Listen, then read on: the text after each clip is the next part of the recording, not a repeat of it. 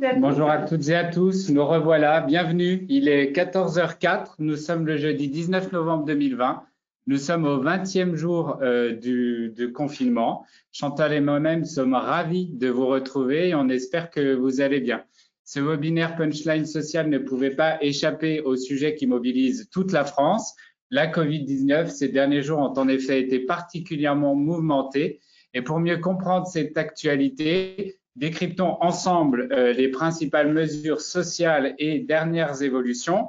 Nous allons vérifier avant que tout commence, que tout fonctionne, que vous tous qui êtes aujourd'hui plus de 300, que vous nous entendiez bien et que tout le monde nous voit bien. Bonjour. A priori, vous ne voyez pas le diaporama.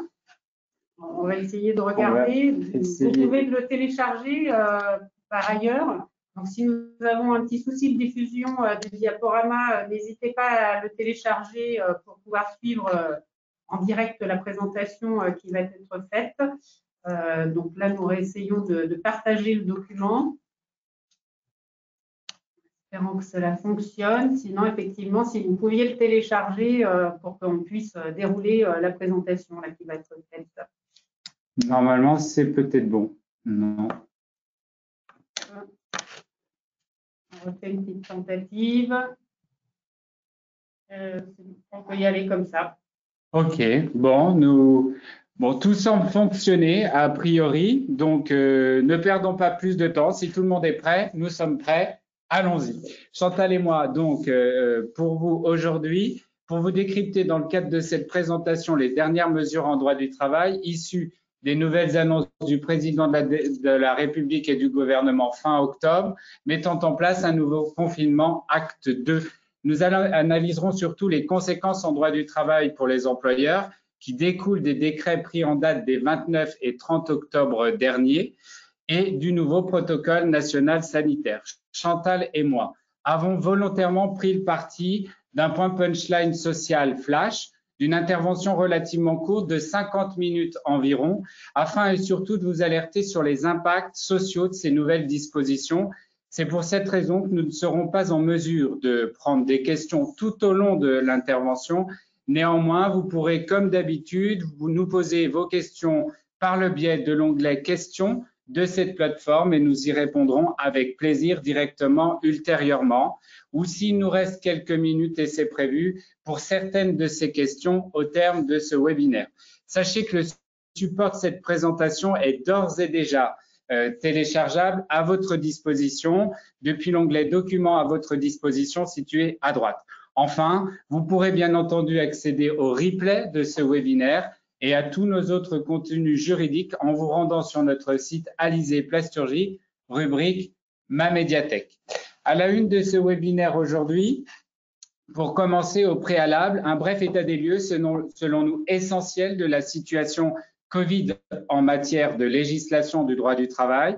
Puis nous ferons un point sur les dispositions qui demeurent inchangées en matière sociale aujourd'hui.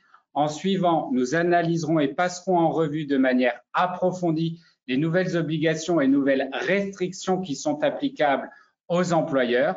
Nous conclurons enfin cette présentation par une description des nouvelles aides qui sont ouvertes aux entreprises. S'agissant pour commencer de l'état des lieux, des mesures en droit social et conjoncturel actuelles, comme chacun d'entre vous a pu le constater, les mesures prises en matière sociale sur le plan législatif et réglementaire ont été et sont encore extrêmement nombreuses. De nombreux textes existaient déjà en effet, il faut le rappeler, bien que constituant un socle solide, ils se sont très vite avérés inefficaces, voire limités. C'est ainsi notamment qu'est venu s'ajouter aux textes déjà en vigueur, comme l'activité partielle, qui s'appelait au préalable le chômage partiel jusqu'à la loi du 14 juin 2013 relative à la sécurisation de l'emploi, est venu donc s'ajouter aux dispositions déjà existantes de façon inédite une multitude de nouveaux textes pour faire face à la crise sanitaire. Une production de textes législatifs, réglementaires et de prise de position de la part de l'administration du travail comme jamais, on peut le dire, nous en avons connu auparavant. Je vous rappelle par ailleurs les conditions dans lesquelles ces textes ont été adoptés, soit en urgence. Ainsi, vous pouvez constater par vous-même que du fait de la crise sanitaire ont été publiés depuis mars en matière sociale 5 lois, dont la dernière date du 14 novembre dernier, plus de 31 décrets, 16 ordonnances, 2 arrêtés et 3 mises à jour, 18 versions du question-réponse du ministère du Travail sur l'activité partielle et 3 mises à jour du protocole sanitaire en entreprise. Une fois fait ce constat, que nous reste-t-il à faire ou à penser? Eh bien, c'est surtout pour vous dire que ces dispositifs-là, si on les a intégrés, on n'en est pas toujours ou pas encore mesuré la portée. Et aussi nombreux soient-ils, nous sommes en tout cas bien mieux préparés à ce qui nous attend. Ce qui nous attend, c'est l'acte 2, puisqu'en effet, et pour cause, le mercredi 28 octobre dans la soirée, le président de la République a annoncé un nouveau confinement prévu jusqu'au 1er décembre, dont le déconfinement se fera sous conditions. Les mesures prévues visent à réduire leur plus strict minimum les contacts et déplacements sur l'ensemble du territoire, tout en assurant une activité économique.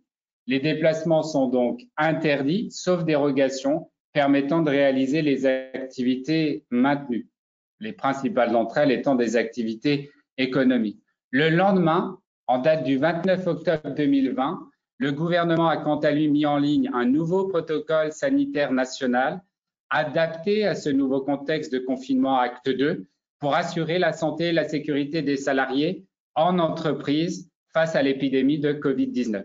Ce nouveau protocole, il reprend comme dans les versions précédentes les principes généraux de prévention et leur hiérarchie. Il s'agit de mettre en œuvre les mesures permettant la poursuite de l'activité économique et la protection des salariés à cet égard et des salariés. Point. Que doivent faire les employeurs durant cette nouvelle période? Décryptage de ces dernières mesures avec les dispositions qui sont inchangées. Pour cela, je cède la parole à Chantal. Bonjour à toutes et à tous. Donc, pour les dispositions à changer, donc ceux qui ne changent pas, des dispositions qui concernent le maintien des règles sanitaires avec la mise en place de dispositions qui visent à limiter la propagation du virus, à protéger la santé des salariés, la mise en place des jauges, les gestes barrières, les flux de circulation, la mise à disposition de masques, bien évidemment, avec l'évaluation, la réévaluation des risques sur la santé, sur la sécurité des salariés, notamment les risques psychosociaux sur lesquels nous reviendrons tout à l'heure quand on abordera notamment le télétravail, le cas échéant la mise à jour du document unique d'évaluation des risques professionnels. Penser à réorganiser le travail, réadapter les locaux utilisés si nécessaire. Un autre principe, celui de protéger, mettre à disposition les équipements de protection individuelle nécessaires, assurer l'entretien ou les décontaminations des locaux de travail. Bien sûr, associer les acteurs de santé pour cette protection. Informer les salariés, donc avec la mise à jour des affichages, des communications. Penser également au dialogue social, le dialogue avec les représentants du personnel, le maintien des réunions avec le CSE, s'assurer de respecter les obligations qui continuent en matière de négociations obligatoires, la désignation d'un référent Covid également. En matière d'évaluation, suivre les situations particulières, les salariés expatriés, les malades, les personnes dites vulnérables, on en reparlera un petit peu plus tard. Rédiger si nécessaire une procédure adaptée de prise en charge des personnes symptomatiques, les cas contacts. Des moyens toujours à disposition et enfin un focus sur le premier point qui concerne la modification du temps de travail avec la fixation notamment des congés payés et des jours de repos par l'employeur. Donc, on revient juste après cette diapo. Le versement de l'intéressement et de la participation différée, donc qui peut être différé jusqu'au 31 décembre, tout comme la prime PEPA qui peut encore être mise en place jusqu'au 31 décembre de cette année. Le dispositif toujours en vigueur, celui qui concerne la défiscalisation des heures supplémentaires avec un montant de 5 000 € pour les heures réalisées du 1er janvier au 15 mars et ensuite réactivées du 11 juillet au 31 décembre, donc reconduit jusqu'au 31 décembre. Il y a eu une période un peu particulière où il y a eu un aménagement du volume d'heures pouvant être défiscalisé. Les mesures toujours à disposition concernant la formation, notamment avec le financement via le FNE, également le prêt de main-d'œuvre, on en reparlera également, les autres dispositifs de mobilité, notamment la mobilité intragroupe.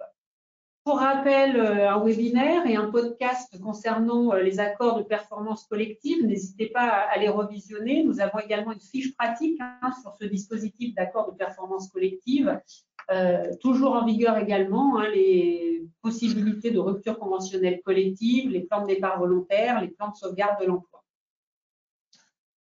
Toujours à disposition, je vous disais, un petit focus concernant l'organisation, la gestion du temps de travail au regard notamment de l'utilisation des congés payés et des jours de repos. La possibilité jusqu'au 31 décembre 2020 pour l'ensemble des secteurs d'activité de modifier ou d'imposer des jours de congés payés. Ça se fait uniquement par accord collectif. Et ensuite, sinon, modifier et imposer des jours de repos, RTT, repos ou repos affecté à un CET. Et là, ça peut se faire par décision unilatérale de l'employeur. Nous avons pour les deux dispositifs des trames à disposition, donc n'hésitez pas à nous solliciter. Concernant les congés payés, ça passe obligatoirement par un accord d'entreprise, puisqu'il n'y a pas d'accord de branche au niveau de la plasturgie sur ce sujet. Donc, vous avez par accord collectif la possibilité d'imposer, de modifier les congés payés dans la limite de 6 jours, avec un délai de prévenance de 1 jour franc.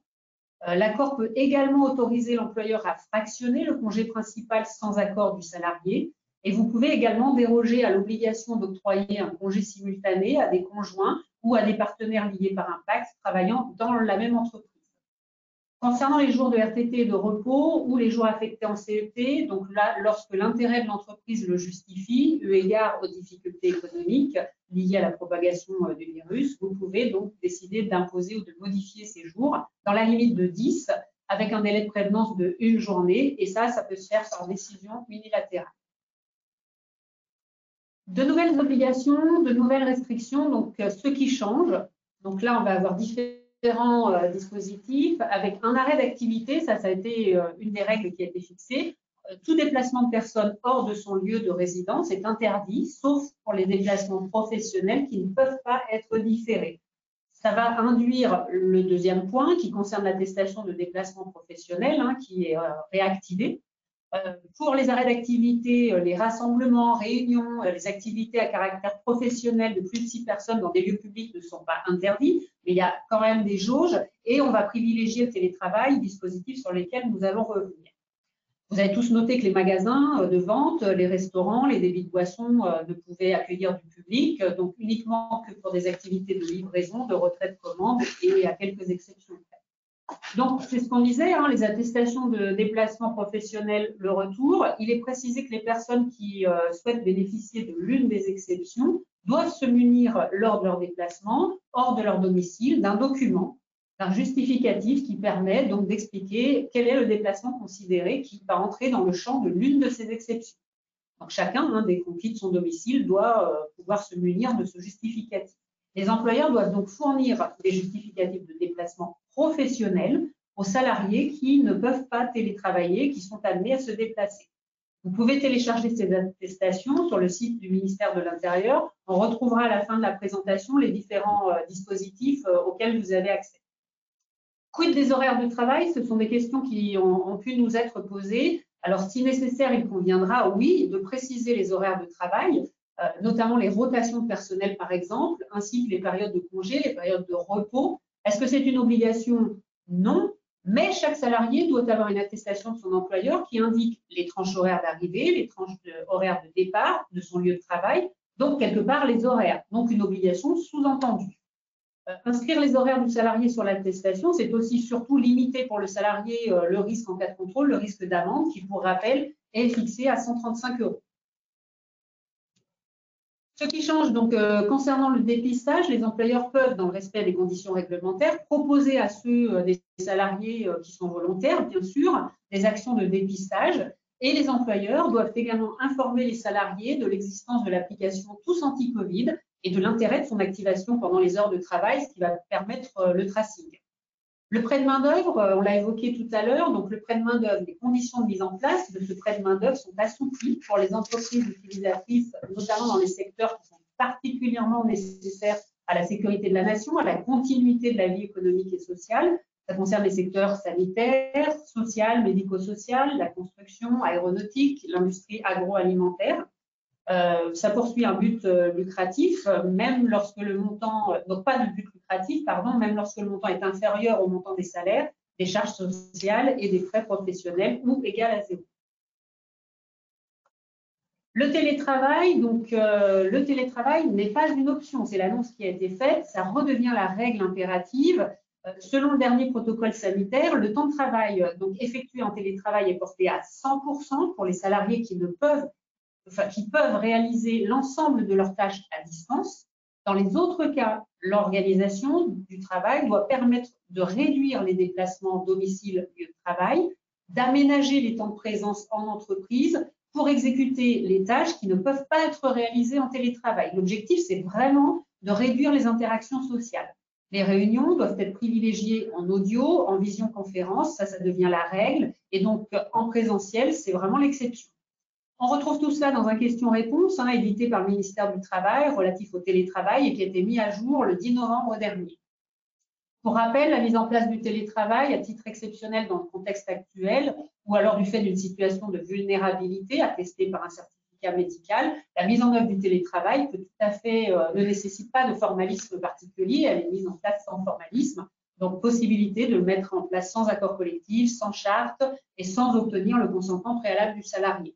Au regard du Code du travail, le télétravail est mis en place soit par accord collectif ou par une charte, ou à défaut, par accord entre le salarié et l'employeur. Petite précision concernant donc le télétravail. Je vais laisser Sylvain reprendre la main. Merci Chantal. Avant de reprendre la parole, je souhaitais vous remercier parce qu'au compteur, vous êtes 304 participants. Alors encore merci 1000 fois pour votre fidélité. Sur l'obligation de recourir au télétravail, pour qui n'aurait pas entendu le Premier ministre Jean Castex ou la ministre du Travail Elisabeth Borne s'appuyant sur le nouveau protocole sanitaire, ils n'ont de cesse de répéter et de rappeler que le télétravail est une obligation partout où il est possible, menaçant même les employeurs contravenant à des sanctions. Quant aux entreprises, elles contestent cette affirmation et ce, même sous la menace du Covid-19. Le télétravail est-il donc une obligation pour les entreprises? Les employeurs sont-ils libres de refuser de recourir au télétravail? En droit, ce qui est acquis, c'est que l'État ne peut pas imposer le télétravail à une entreprise. La déclaration du Premier ministre ou d'une ministre, aussi ministre du Travail soit-elle, n'est pas en droit un texte de droit positif. S'agissant du protocole sanitaire, quant à lui, ce texte sur lequel s'appuient les ministres pour dire que le télétravail est une obligation, le protocole sanitaire, quant à lui, il indique que le télétravail est un mode d'organisation de l'entreprise qui participe activement à la démarche de prévention du risque d'infection au SARS-CoV-2 et permet de limiter les interactions sociales aux abords des lieux de travail et sur les trajets domicile-travail. Le télétravail y est donc présenté de manière beaucoup plus directive que la précédente version, n'est plus seulement une pratique qui est recommandée, mais bien une demande claire de mise en place du télétravail par les entreprises. Toutefois, le Conseil d'État est venu préciser dans une décision rendue le 19 octobre dernier que ce même protocole sanitaire n'a pas de caractère contraignant. Il n'est qu'une simple déclinaison opérationnelle des articles 41-21-1 du Code du travail relatif à l'obligation de sécurité de l'employeur. Il constitue un ensemble de recommandations. Pour autant, les entreprises ont-elles toute latitude pour rejeter le télétravail? Ne vous méprenez pas sur mes propos, même si on peut discuter du caractère impératif de la mise en place du télétravail, il n'en demeure pas moins que les entreprises ont bien l'obligation de prendre les mesures nécessaires pour assurer la sécurité et protéger la santé physique et mentale des travailleurs, bien que cette responsabilité soit en effet très hypothétique et dépende des risques concrets dans chaque entreprise. Dans le contexte sanitaire actuel, ce qui est acquis également, c'est que le télétravail est bien une réponse pertinente dès lors qu'il peut être mis en place. En pratique, cela dépend donc du poste occupé, des activités du ou des salariés.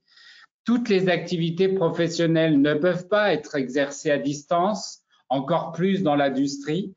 et requiert bien souvent indispensablement la présence partielle ou totale du salarié dans l'entreprise. Toutefois, sachez rester vigilant, prudent, agile, pragmatique, parce que la dernière version du question-réponse sur le télétravail mis en ligne le 10 novembre dernier par le ministère du Travail précise que, outre la méthode d'identification des postes compatibles au télétravail, que des contrôles seront opérés par les inspecteurs du travail dans les entreprises qui refusent de mettre en place le télétravail. À cet égard, nous, déjà dans notre activité, je sais pour mémoire que Chantal a été sollicitée, nous voyons déjà sur le terrain des directs qui demandent aux entreprises les mesures qu'elles ont mises en place en la matière et les raisons qui auraient pu conduire à ne pas mettre en place tout ou partie du télétravail.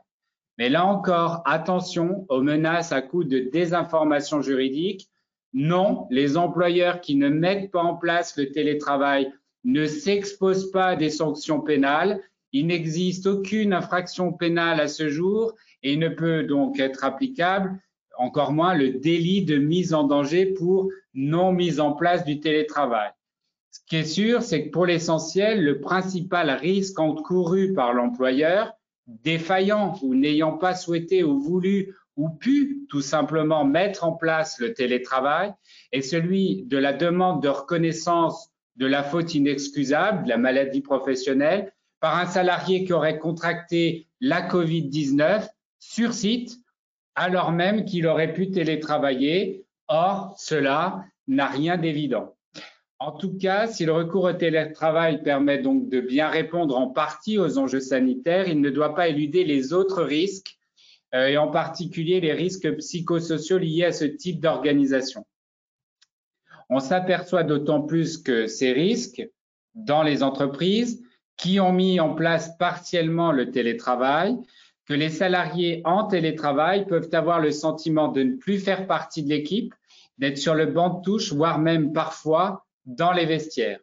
Opportun, il sera donc d'analyser les pratiques et de mettre en place des outils nécessaires de correction, de prévention de ces risques si nécessaire.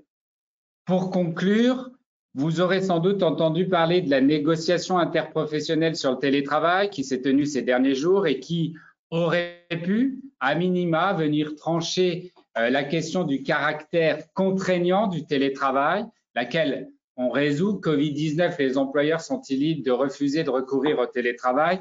La question en droit, c'est de savoir si le télétravail est contraignant ou pas. En tout cas, cette négociation interprofessionnelle, les discussions n'ont abouti à ce jour à rien, voire à pas grand-chose.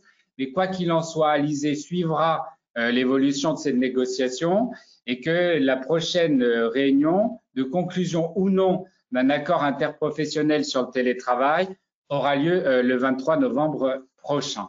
Voilà ce qu'on pouvait dire. Retenez à la question Covid-19, les employeurs sont-ils libres de refuser de recourir au télétravail? Oui, mais sous réserve. Voilà, je recède la parole à Chantal pour ce qui concerne les autres nouveautés. Nouveauté sur l'indemnisation des arrêts de travail avec la mise à jour d'un petit tableau récapitulatif que vous avez peut-être déjà vu passer en début d'été, qu'on avait remis un petit peu à jour à la rentrée et qui là vient d'être modifié, donc de nouvelles dispositions qui vont impacter notamment les cas de contact. Donc on reprend sur la première partie, la maladie du salarié. Le salarié atteint ou non d'une maladie liée à la Covid. Donc, ça va être l'objet d'un arrêt maladie classique avec le versement par la sécurité sociale d'indemnités journalières avec application d'un délai de carence, application des conditions de durée d'activité et de conditions de contribution minimale. L'indemnisation par l'employeur, et là, on ne va parler que du complément employeur légal, parce qu'on a aussi nos obligations conventionnelles par ailleurs. Mais là, on parle donc des modifications apportées par la loi sur le complément employeur légal, qui va intervenir dans ce premier cas avec l'application d'un délai de carence de 7 jours et conditions d'ancienneté. Et cela jusqu'au 31 décembre 2020.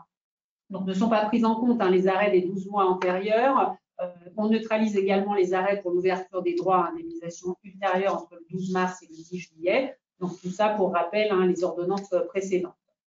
On en vient maintenant à ce qui vient d'être modifié et qui concerne les cas contacts. Donc, ce sont les salariés qui ne sont pas malades, mais qui font l'objet d'une mesure d'isolement, d'une mesure d'éviction ou de maintien à domicile. Ça va se traduire par un arrêt maladie, mais un arrêt maladie dérogatoire. En pratique, les assurés concernés vont procéder à une déclaration en ligne sur le site d'amélie.fr et l'assurance maladie va établir ensuite un arrêt maladie dérogatoire, qui va ouvrir droit pour le salarié cas contact au versement d'indemnités journalières versées par la sécurité sociale sans délai de carence, sans application des conditions de durée d'activité ou de contribution minimale. Donc, les indemnités journalières perçues ne sont pas prises en compte dans le calcul de la durée maximale d'indemnisation et tout ceci est applicable jusqu'au 31 décembre 2020. On en vient maintenant à l'indemnisation par l'employeur, toujours sur la partie complément employeur légal. Là encore, il va y avoir versement par la sécurité sociale d'indemnités journalières sans délai de carence, donc il y aura les 3 jours payés au titre de la carence, et tout de suite après, le complément employeur légal. Là encore, cette indemnisation n'est pas prise en compte pour les arrêts dans les 12 mois antérieurs, pour les droits à indemnisation entre le 12 mars et le 10 octobre. On se pose encore la question relative à la rétroactivité de ce dispositif qui n'est pas expressément mentionné dans le décret. Donc, pour l'instant, à ce stade, il convient d'appliquer le complément employeur légal à compter du 15 novembre. On se reposera la question dans les jours qui viennent, on aura sans doute des précisions sur le sujet, sur le fait que ce soit rétroactif au 10 octobre. Les salariés cas contact vont continuer également à bénéficier de la suppression de la condition d'ancienneté. Donc voilà, et le dispositif est applicable jusqu'au 31 décembre 2020. Pour ce qui concerne les salariés vulnérables, donc il y a une liste qui a été réactivée. On a eu un épisode à partir du mois de septembre où la liste qui avait été éditée était plus restrictive. On vient à nouveau d'avoir une liste un peu plus élargie, donc qui réintègre un petit peu les cas qui existaient précédemment. Et là, le salarié sort du dispositif et n'est pas dans le dispositif indemnité journalière et donc assurance maladie. Il passe dans le régime lié à l'activité partielle. Il faut que le salarié soit détenteur d'un certificat médical qu'il va transmettre à son employeur, certificat dit d'isolement. Donc, on réactive ce dispositif d'activité partielle et ce jusqu'au 31 décembre 2021, c'est peut-être 2020. Une personne salariée peut demander à bénéficier d'un certificat d'isolement auprès de son médecin traitant, le médecin de ville, mais également le médecin du travail. Si le salarié bénéficiait d'un certificat d'isolement donc entre le mois de mai et le mois d'août 2020 et se trouve toujours dans la liste des salariés qui relèvent de la liste des salariés de cas vulnérables, il n'a a priori pas besoin de demander un nouveau certificat d'isolement à son médecin, sous réserve que les possibilités d'exercice de l'activité professionnelle lui permettent d'exercer soit en télétravail, soit en présentiel, et que ces conditions n'aient pas été modifiées, c'est-à-dire qu'on ait réellement un protocole sanitaire dans l'entreprise qui permette d'accueillir les personnes dites vulnérables, donc un protocole renforcé. L'employeur, une fois en possession de ce certificat d'isolement, doit réaliser une demande d'activité partielle sur le site activitépartielle-emploi.gouv.fr. Et donc, depuis le 1er septembre 2020, il n'est plus possible d'utiliser le site déclaratif d'amélie.fr pour déclarer les arrêts de travail pour vulnérabilité. Ils sont bien associés au dispositif d'activité partielle. L'indemnisation des arrêts de travail, donc n'hésitez pas pour ce tableau récapitulatif à nous solliciter pour qu'on puisse vous le transmettre. On refait un focus sur cette loi du 14 novembre 2020 qui autorise donc la prorogation de l'état d'urgence sanitaire, qui porte diverses mesures dans la gestion de la crise sanitaire et qui a été publiée au journal officiel du 15 novembre. Ça porte l'état d'urgence sanitaire donc jusqu'à au moins le 16 février 2021.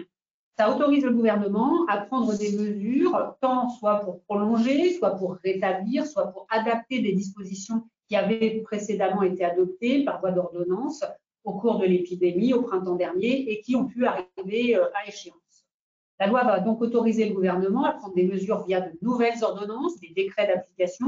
Donc là, on est en attente sur différents sujets, de nouvelles ordonnances sur les dates limites, les conditions de versement de la prime exceptionnelle du pouvoir d'achat, les conditions d'exercice des missions des services de santé au travail, les régimes de demande préalable d'autorisation d'activité partielle, on va en reparler, les mesures d'urgence en matière de formation professionnelle, tout ce qui a trait aux instances représentatives du personnel. On avait vu, il y avait des modifications de délai de consultation notamment qui avaient été raccourcis, la mise en place des réunions à distance et enfin différentes dispositions sociales pour faire face à l'épidémie.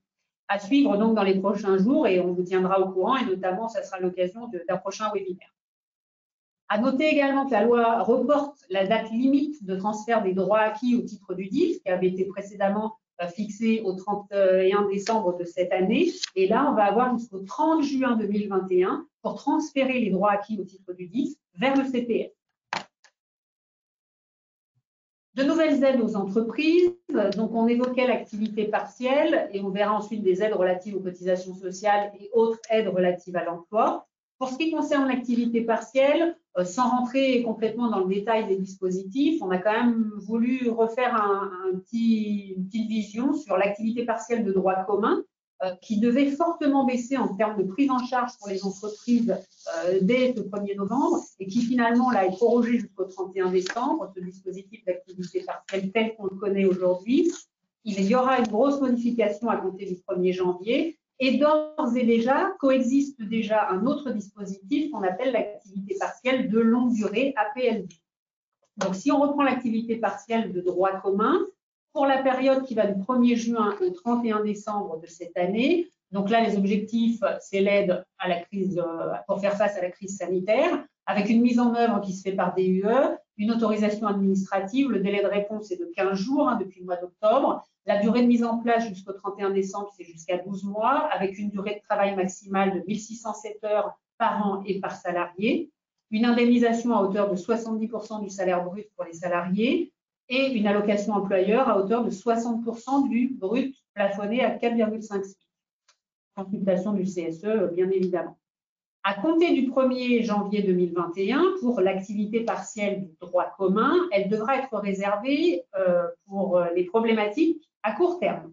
Si on envisage de faire de l'activité partielle sur des perspectives de moyen ou long terme, c'est plutôt le dispositif d'activité partielle de longue durée qui devra être envisagé. Donc, si on est sur des problématiques de court terme, ce dispositif d'activité partielle de droit commun sera toujours mis en place par DU, avec donc une réponse administrative dans les 15 jours. Là, la durée est plus réduite, ça sera sur des périodes de 6 mois renouvelables dans le cadre de l'épidémie et 3 mois pour les autres motifs.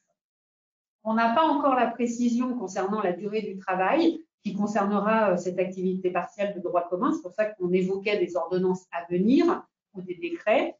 Pour ce qui concerne l'indemnisation du salarié, baisse à partir du 1er janvier 2021, on passe de 70 à 60% du salaire brut. Et l'allocation, par contre, versée à l'entreprise, elle va fortement baisser. Elle va passer de 60% à 36% du salaire brut, limité toujours à 4,5 SMIC. Et toujours les consultations du CSE.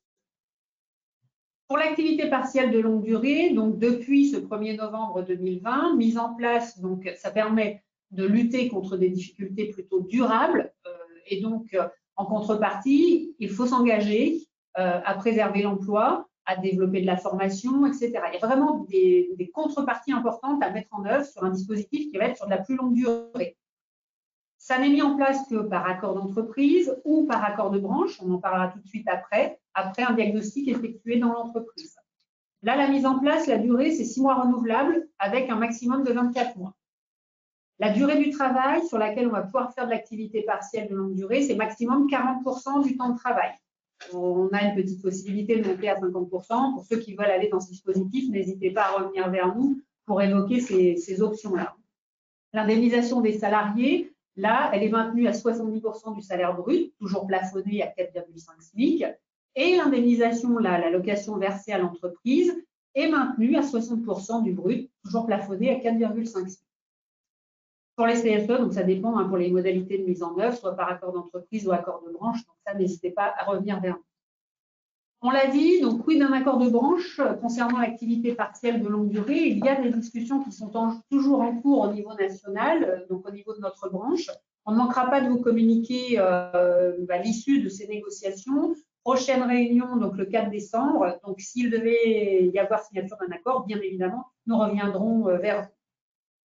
Pour les entreprises qui ont prévu ou déjà validé ou sont en cours de validation d'un accord APLD, donc ceux qui ont déjà vu leur accord validé, eh bien l'accord va entrer en vigueur à la date fixée par cet accord.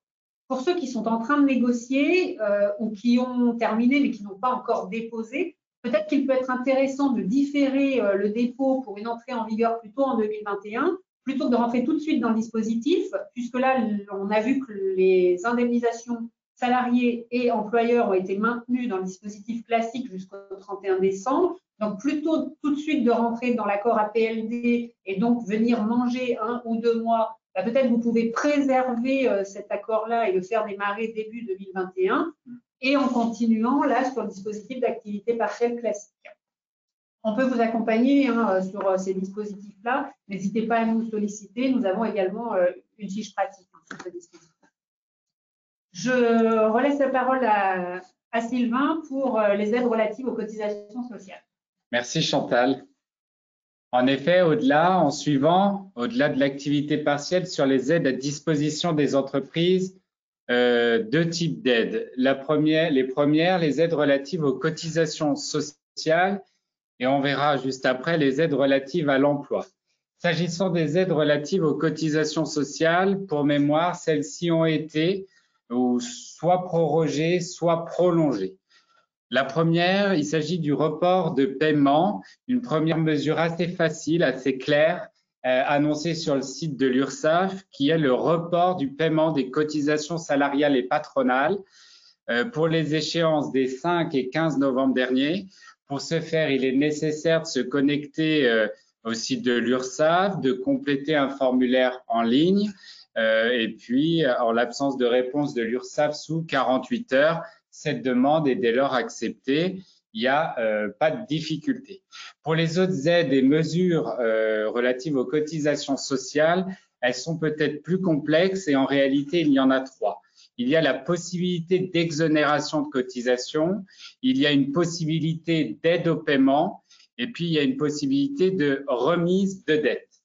Pour savoir de quelle aide vous pouvez bénéficier, il faut en réalité jongler, c'est peut-être pas très beau, mais entre la 3e loi de finances rectificative pour 2020, qui a été publiée cet été, le décret du 1er septembre et le projet de loi de financement de la sécurité sociale pour 2021, qui est en cours de discussion et pour lequel 2 amendements ont été déposés et adoptés le 2 novembre dernier. Quelles sont donc les aides possibles? En pratique, il y a 2 périodes. Sur les aides au paiement, la première période, elle est connue, c'est celle du 1er février au 31 mai 2020, pour laquelle les entreprises concernées ont jusqu'au 31 novembre pour 30 novembre, pour bénéficier d'exonération. Pour la seconde partie, c'est la seconde période de septembre à décembre. Les entreprises pourront bénéficier sous condition d'un nouveau dispositif d'exonération des cotisations, donc dû sur cette période. Les entreprises de moins de 50 salariés faisant l'objet d'une fermeture administrative et les entreprises de moins de 250 salariés faisant partie des secteurs les plus affectés, c'est-à-dire l'hôtellerie, la restauration, les cafés, le secteur du tourisme, de l'événementiel et de l'aéronautique, entre autres, ou dont l'activité en dépend et par conséquent, certains d'entre vous industriels qui avaient subi sur la période concernée une baisse d'activité d'au moins 50% de votre chiffre d'affaires et quel que soit le lieu de votre implantation géographique. Il est prévu que ce dispositif soit mis en œuvre pour les cotisations dues au titre de septembre, étant précisé que les cotisations seront appréciées sur la période d'octobre. Enfin, pour les entreprises de moins de 250 salariés qui ne pourraient pas bénéficier de ces exonérations fiscales et sociales et dont l'activité a été réduite de 50% ou encore pour les entreprises en très grande difficulté, il aurait toujours possible d'avoir recours à des remises de dettes dans le cadre de plans d'appurement. Toutes les modalités, quoi qu'il en soit, de ces exonérations ont vocation dans tous les cas à être précisées dans le cadre de l'examen par le Parlement des différentes lois de finances de fin d'année. Et si vous souhaitez aller plus loin sur ces aides relatives aux cotisations sociales, sachez que le site de l'URSSAF et du ministère de l'Économie mettent à votre disposition un certain nombre de ressources. S'agissant maintenant des aides relatives à l'emploi, dans le contexte de cette crise sanitaire, le gouvernement, vous le savez, a annoncé dans le cadre du plan de relance France Relance un certain nombre d'aides au soutien à l'emploi. Tout d'abord, dans le cadre du plan Un jeune, une solution, depuis le 1er août et jusqu'au 31 janvier 2021, vous pouvez bénéficier d'une aide d'un montant pouvant s'élever jusqu'à 4 000 € à l'embauche d'un jeune de moins de 26 ans. Vous pouvez également bénéficier jusqu'au 28 février 2021 d'une aide exceptionnelle de 5 000 à 8 000 € au recrutement d'un salarié en contrat d'apprentissage ou contrat de professionnalisation. Vous pouvez encore bénéficier du montant d'une aide pouvant s'élever jusqu'à 4 000 € si vous embauchez un salarié ayant la reconnaissance de la qualité de travailleur handicapé RQTH jusqu'au 30 juin 2021. Ça a changé hier. Encore d'une aide relative à la transition collective, une aide très intéressante. Ce dispositif s'adresse à des salariés dont les emplois sont menacés et qu'ils se positionneraient sur une formation vers un marché, un métier porteur localement. Un dispositif, donc transition collective, qui s'adresse à des salariés dont l'emploi est amené à disparaître et pour qui l'État finance, à proportion de la taille de l'entreprise, l'intégralité de la formation et de la rémunération. Et pour une petite ou une moyenne entreprise, l'État prend en charge 100% de la rémunération et de la formation de ses salariés. Enfin, une aide pouvant aller jusqu'à 17 000 € sur 3 ans dans le cadre du dispositif Emploi Franc Plus pour toute embauche en CDI ou en CDD d'au moins 6 mois d'un salarié qui réside dans un quartier prioritaire de la politique de la ville. Si vous souhaitez là encore en savoir plus sur ces dispositifs, il n'y a pas de souci. Chantal et moi vous invitons peut-être à nous contacter s'agissant des aides relatives à l'apprentissage et au contrat de professionnalisation, puisqu'on tient à votre disposition une fiche pratique. Et puis s'agissant des autres aides, tout y est très bien expliqué sur le site économie.gouv.fr, rubrique plan de relance. Une synthèse pour finir, des supports, des ressources officielles et liens utiles à votre disposition.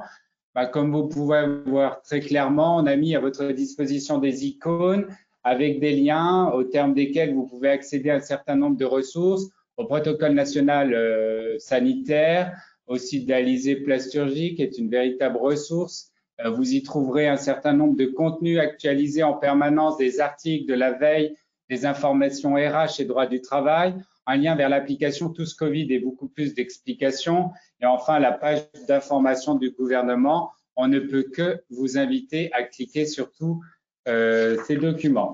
Enfin, enfin, la page contact. Retrouver toutes nos coordonnées et puis parce que le moyen le plus efficace de lutter contre le développement, la diffusion du coronavirus est d'aujourd'hui de limiter nos contacts. Sachez que nous sommes en full télétravail en ce qui nous concerne, quasiment à 100%, exception faite aujourd'hui pour vous. Donc nos coordonnées, précisez bien vos numéros pour téléphone pour être appelés. Également, en ce qui concerne le droit des affaires et fiscalité, Thierry et puis Valérie qui sont à votre disposition. Thierry peut-être plus sur des questions d'ordre économique et en lien avec la fédération. Et puis enfin, Marion et Mathieu pour toutes les questions liées à la santé, sécurité, environnement. N'hésitez pas à les solliciter. Je suis certain qu'ils ont bon nombre de réponses aux nombreuses questions que vous devez vous poser. Voilà, nous sommes arrivés au terme de ce webinaire consacré une fois encore à l'actualité sociale particulièrement mouvementée et riche cette année. Comme vous le savez, on ne se quitte jamais vraiment, peut-être sauf pour moi, puisqu'il est en effet temps pour moi de vous dire au revoir. Je vais dans les tout prochains jours quitter Alizé Plasturgie pour m'envoler vers de nouveaux horizons. L'occasion m'est donc donnée de tous vous remercier de votre fidélité, mais vous remercier surtout pour tous ces moments d'échange et de partage de tout ce que vous avez pu m'apporter et m'apprendre. Je souhaiterais sincèrement souhaiter à chacun d'entre vous le meilleur. Je vous remercie 1000 fois pour tous ces moments d'échange. Dans tous les cas, sachez que vous aurez l'occasion de me revoir en accédant au replay de ces webinaires comme à tous les autres. Au-delà de moi-même, accéder surtout à tous les replays des webinaires autant de fois que vous le souhaitez en vous rendant sur le site Alizé Plasturgie, rubrique ma médiathèque. Le mieux, c'est de rester connecté. Rendez-vous le 10 décembre prochain à 14 h pour un nouveau webinaire consacré bien évidemment à l'actualité sociale de fin d'année, un étrange Noël en droit du travail, d'autres sujets, d'autres thématiques et toujours vous, fidèles, vous êtes encore 314. Tout va bien, fidèles. Moi, je sais que vous serez au rendez-vous. Merci 1000 fois. Prenez soin de vous et de vos proches. Je vous propose, puisqu'on a encore un peu de temps, de prendre quelques questions. Allez, on est parti. Hop. Alors.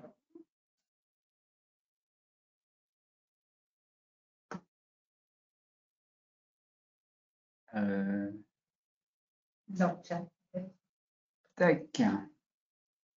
Alors, j'étire juste, vous devez me voir en gros plan, mais il n'y a pas de souci.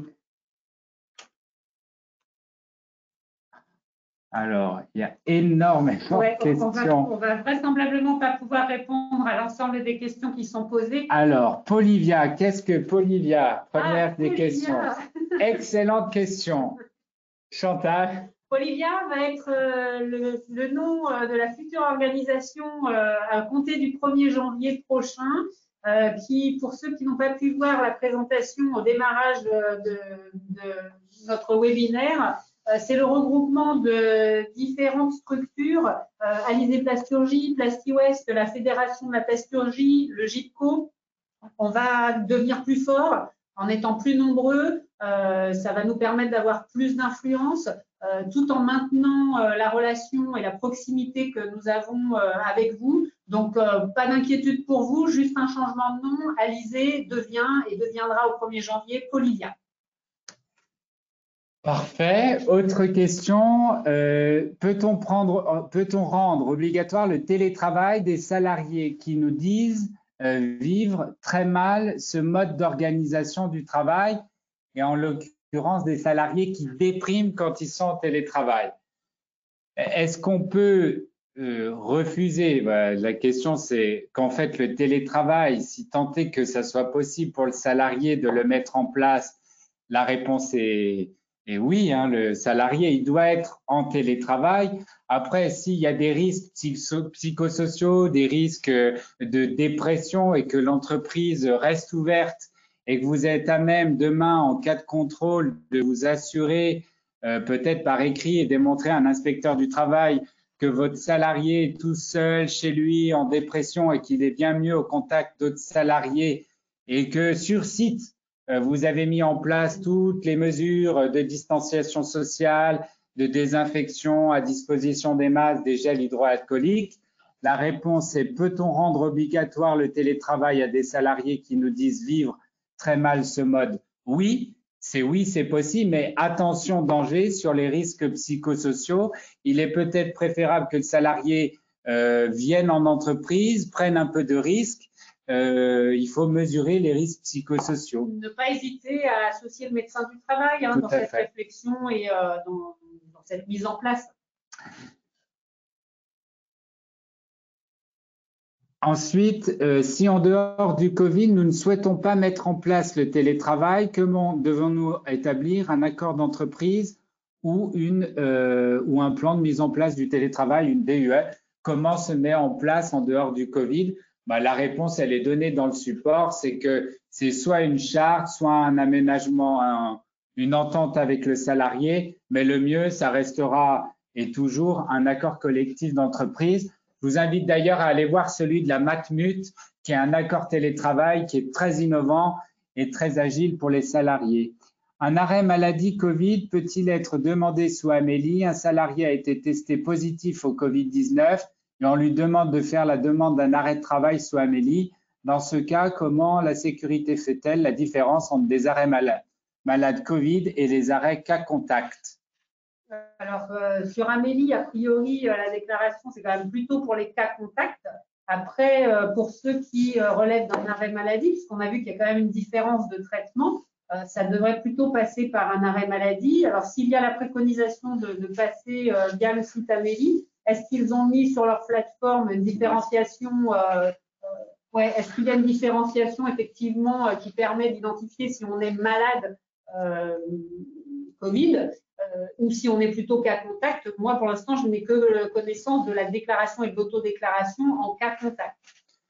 Une question, est-ce qu'on a un salarié qui est déclaré salarié personne vulnérable? On souhaiterait le placer en activité partielle, mais nous n'avons pas ni d'accord d'activité partielle à PLD, ni jamais eu recours à l'activité partielle. Comment fait-on? Il va réellement falloir faire une déclaration sur le site activité partielle et il y a effectivement une coche qui concerne uniquement ce type de placement en activité partielle, même pour une entreprise qui n'a pas besoin de recourir à l'activité partielle pour des raisons économiques. Vous pouvez être amené à déclarer ces salariés-là. Également, on n'en a pas parlé, ceux qui seraient amenés à garder leurs enfants parce qu'il y a une mesure d'éviction de l'enfant par l'école, une fermeture d'une classe, fermeture d'une école, ça n'est pas encore réarrivé, hein, mais si ça devait arriver, ces salariés-là, pour garde d'enfants, vont être effectivement placés également en activité partielle. Donc là, il faut bien réouvrir, enfin, il faut bien ouvrir un dossier sur le site activité partielle. Alors, merci pour les nombreuses continuations en ce qui me concerne. Sinon, on a une question. J'aimerais savoir si des négociations sont en cours dans la branche pour les salariés au 1er janvier 2021. Je sais. Si ça concerne la PLD, oui, il y a bien toujours effectivement une négociation en cours avec une prochaine réunion le 4 décembre. Et donc, on reviendra vers vous rapidement, avant même le webinaire du 10 décembre. Hein, s'il devait y avoir signature à cette date du 4 décembre, nous publions, hein, nous continuons à publier sur le site Alizé Plasturgie. Donc, voilà, si vous n'avez pas encore paramétré votre profil, il faut bien le paramétrer pour recevoir les informations. Sinon, n'hésitez pas à revenir vers nous. Hein. Une dernière question, ça concerne le report des entretiens professionnels, bilan à 6 ans, période de Covid. Alors, dans les tuyaux, il y a eu une action de lobbying de la part de la Fédération de la plasturgie et également du MEDEF avec une option sur 2021. Et effectivement, on entend parler d'une possibilité de report au moins à horizon de l'été 2021. À ce stade, rien n'est acté et rien n'est signé. Donc, si vous pouvez continuer à faire vos entretiens pro et les bilans à 6 ans, vous avez encore aujourd'hui jusqu'au 31 décembre et nous vous invitons effectivement à continuer à aller dans ce sens-là. Pour l'instant, il n'y a rien d'acté sur un report éventuel. Je n'ai pas mis mes horaires sur les attestations de déplacement. Est-ce que je dois toutes les refaire? Si vous êtes 10, c'est pas très gênant. Si vous êtes 450, ça peut être un peu compliqué. Voilà, c'est en cas de contrôle, en fait, c'est pour le salarié. Hein, donc, voilà, s'il devait y avoir des contrôles et que ça remonte de la part des salariés, bon, il ne faudra pas qu'ils se prennent une amende, hein, ça serait un peu dommage. Mais bon, à l'occasion, effectivement, ça serait quand même mieux. Ça serait quand même mieux. Sur les entretiens professionnels, on nous précise qu'il n'y a pas de communication officielle, mais qu'en effet, il y a bien plein de choses dans les tuyaux. Peut-on rappeler les règles d'indemnisation maladie? Ben, vous les avez, elles sont telles qu'elles sont précisées dans le support. N'hésitez vraiment pas à revenir vers nous, hein, notamment sur la maladie. Il n'y a vraiment que des cas particuliers. Là, on vous a présenté le cas général, la maladie, cas Covid et personnes vulnérables. Donc, vous avez un petit peu schématiquement les différents dispositifs. Si vous avez vraiment des interrogations par rapport à un arrêt qui arrive chez vous ou à des cas qui arrivent chez vous, n'hésitez pas à nous solliciter via l'envoi d'un email Voilà, on regardera en fonction des dates, en fonction du motif d'arrêt, et on reviendra vers vous, soit par téléphone, soit par email. Hein. Une dernière question parce qu'il est 15 heures et que vraiment il va falloir qu'on se laisse. Mais vous êtes toujours aussi nombreux, vous êtes 298. Une dernière question, ça concerne la prime PEPA. Nous avons déjà versé une première prime PEPA 100 €. Nous avons un accord d'intéressement. Est-ce qu'on peut reverser un complément d'intéressement ou alors reverser un peu plus de prime PEPA d'ici le 31 décembre? La réponse est que oui, on peut faire un complément d'intéressement, que si on a un accord d'intéressement, on peut porter jusqu'à 2000 € le montant de la prime PEPA. Et ensuite, si on n'a pas d'accord d'intéressement, mais qu'on a déjà versé une prime PEPA, on peut toujours verser un complément. Pour cela, eh bien, écrivez-nous et on vous dira comment on fait.